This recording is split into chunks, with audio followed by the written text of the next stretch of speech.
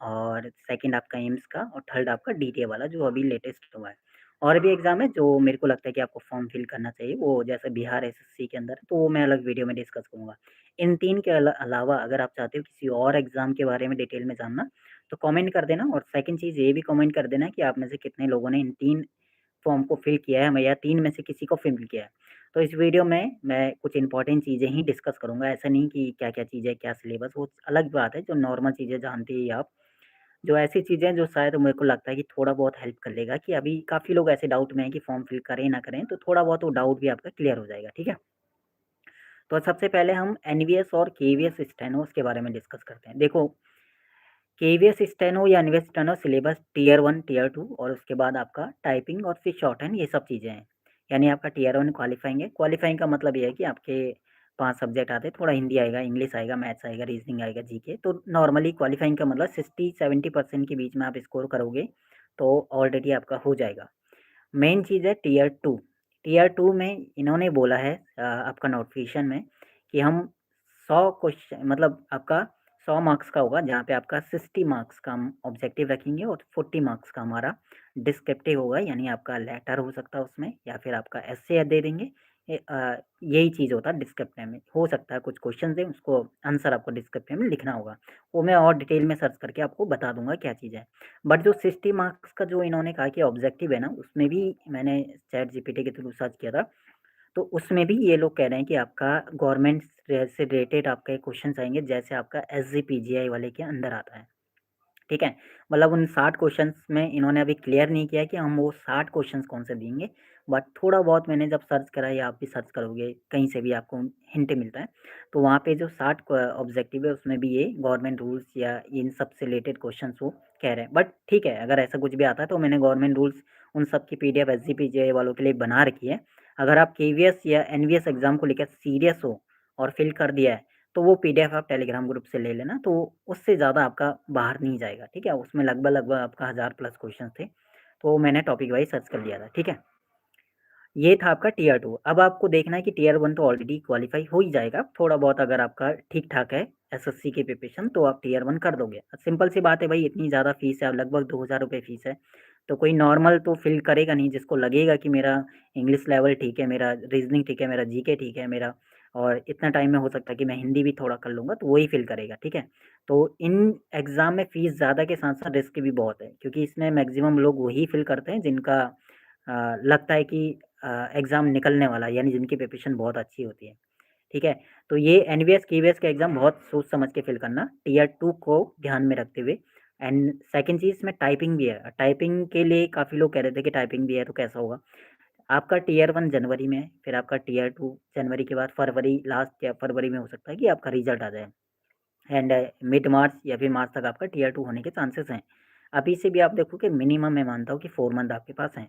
अगर आप सीरियस हो टाइपिंग को लेकर या फिर एनवीएस एग्ज़ाम को लेकर, तो आप दिन में 10 मिनट भी आप टाइपिंग करोगे ना, तब भी 4 मंथ में आपकी स्पीड आराम से 40 वर्ड पर मिनट आ जाएगी। ठीक है? शायद हो सकता है मैक्स भी आ जाए, क्योंकि कंसिस्टेंट के साथ अगर डेली करोगे तो। ठीक है? तो टाइपिंग उतना बड़ा इश्यू है नहीं।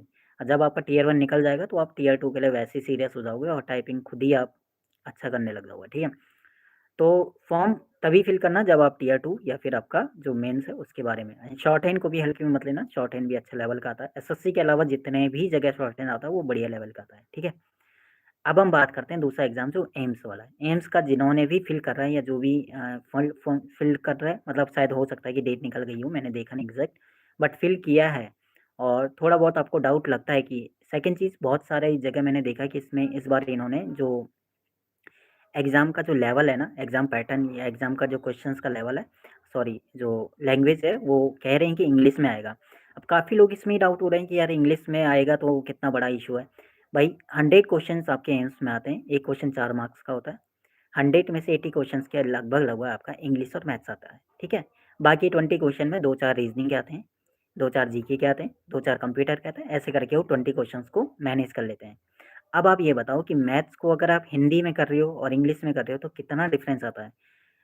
अभी इसीलिए आपको इंग्लिश में थोड़ा अजीब सा लग रहा होगा। आप एक ट्राई करना, 1 वीक आप मैथ्स को इंग्लिश सेक्शन में करना है। मतलब जब आप मॉक से प्रैक्टिस कर रहे होंगे मैथ्स की जहाँ से भी, तो आप 1 वीक, सिर्फ़ 1 वीक कह रहा हूँ कि आप इंग्लिश के जो मैथ्स के जो आपके प्रैक्टिस है उसको इंग्लिश मोड में करके देखना।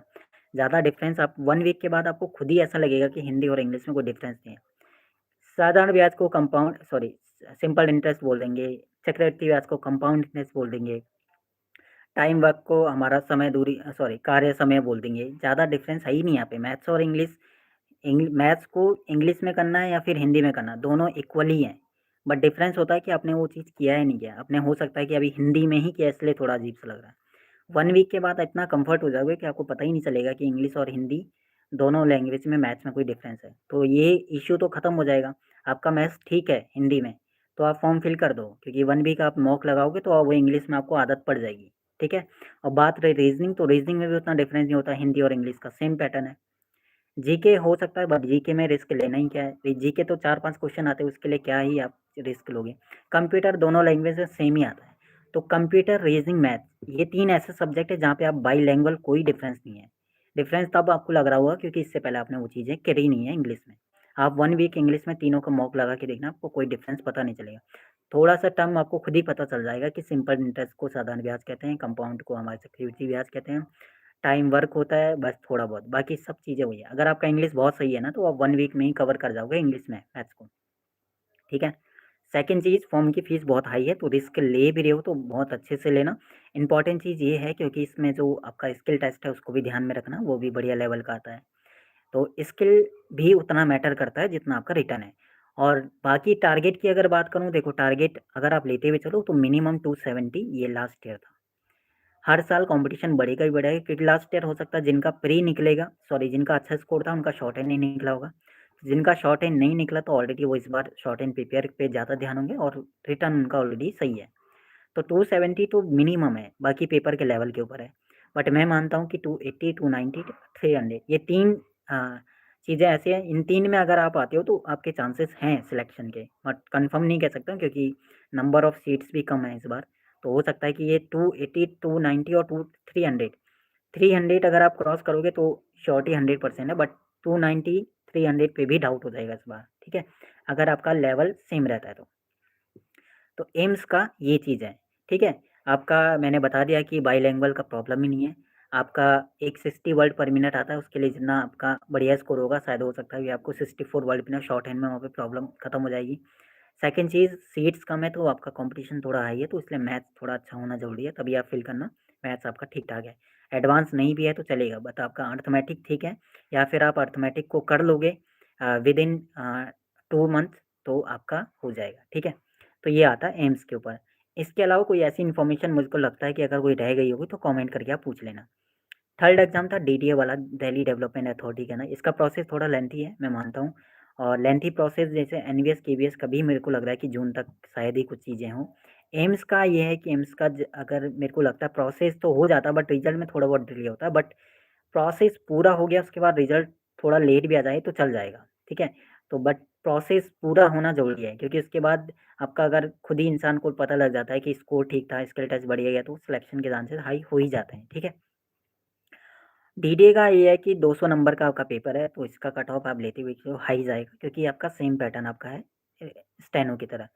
आपका 50 का रीजनिंग, 50 का जीके, 100 का इंग्लिश, तो मेरे को लग रहा है कि आप 150 अगर आप लाते हो, 140 से 150 तो ही आपके चांसेस हैं। सेकंड चीज़, टाइपिंग भी है इसके अंदर, तो टाइपिंग को भी अच्छे से करते हुए चलना। शॉर्ट हैंड भी बढ़िया लेवल का था तो ठीक है। अगर आपके पास टाइम है, जैसे आपका नेक्स्ट ईयर आपके पास पूरा है टाइम एग्ज़ाम में देने का, तो आपके लिए ये तीनों वैकेंसीज़ बढ़िया हैं। इसके अलावा और भी वैकेंसीज़ हैं जो मैं इस वीडियो में डिस्कस नहीं कर पा रहा हूँ क्योंकि टाइम ज़्यादा हो जाता है, ठीक है? तो कमेंट में आप ये बता देना इन तीनों में से कौन-सा फॉर्म आपने फिल किया है और इन तीनों में कोई ऐसी इन्फॉर्मेशन हो सकता है कि जो मैं मिस कर गया हूँ या हो सकता है कुछ चीज़ें ऐसे हो जो मैंने नहीं बताई है, तो वो भी याद दिला देना ताकि कमेंट सेक्शन में मैं उस चीज़ को बता दूँगा, ठीक है? मैं कमेंट का रिप्लाई करता ही हूँ भाई सभी का, क्योंकि मेरे लिए हर एक इंसान उतना ही इम्पोर्टेंट रखता है, ठीक है? तो इसीलिए कमेंट सेक्शन में कुछ रह जाता तो कर देना, नहीं तो आप टेलीग्राम ग्रुप से जॉइन कर लेना, वहाँ पे भी आप पूछते हो तो वहाँ पे मैं बता ही देता हूँ, ठीक है? बाकी ऑल द बेस्ट एग्ज़ाम के लिए एंड एसएससी के ऊपर मैं नेक्स्ट वीडियो में डिस्कस करूँगा क्योंकि मैंने कुछ कॉल भी किया था, मैंने मेल भी किया था एंड देन उसके अलावा बहुत सारी चीज़ें नेगेटिव ही एसएससी को लेकर चल रही है, तो हो सकता है कुछ चीज़ें आपको पॉजिटिव भी मिले, तो मैं उसके भी ऊपर जो है नेक्स्ट वीडियो में डिस्कस करूँगा। तो भाई कमेंट थोड़ा अच्छे से करना। सेकंड चीज़, जो इन्फॉर्मेशन मेरे को लगता है मिस हुई है तो आप बता देना। कुछ ऐसी चीज़ें जो आपको नहीं पता इन 3 एग्ज़ाम से रिलेटेड तो वो बता देना। एंड फोर्थ आपका कि ये है, अगर आप कोई और एग्ज़ाम के बारे में डिटेल में जानना चाहते हो, तो वो भी आप कमेंट्स करके पूछ सकते हो, ठीक है? तो मैं नेक्स्ट वीडियो उसके ऊपर बना दूँगा।